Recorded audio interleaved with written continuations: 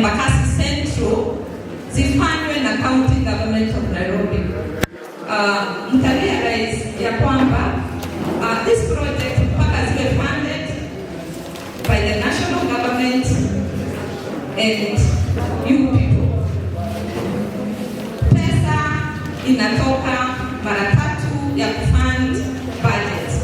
One, kutoka national government inaitwa equitable share lugha ya Kimombo. The second one ni all source revenue, na ni sababu ndio sababu tuko hapa. Hii pesa nyingine tunapata kutoka kwa grants.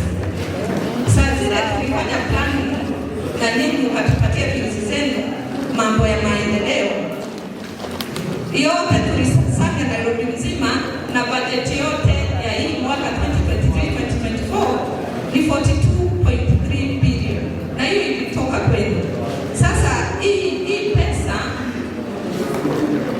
all source revenue inatoka vile mwenzangu amesema through levies na through taxes and also fines, the court fines.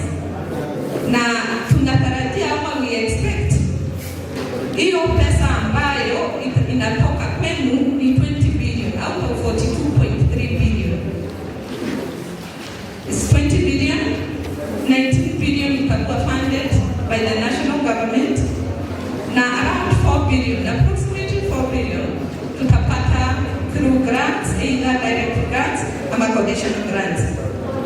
The current budget yetu, pesa ambazo tutaweka kwa recurrent 28 na ya development ni 14 billion.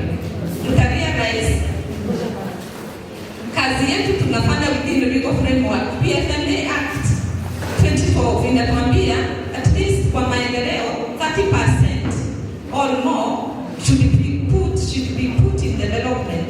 Now this is what Nairobi County has done. Tumetenga, but this is a proposal 14 billion for development.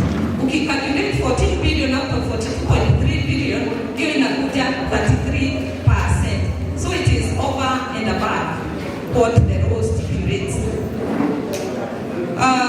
Sitaki kuwapeleka sana kwa details.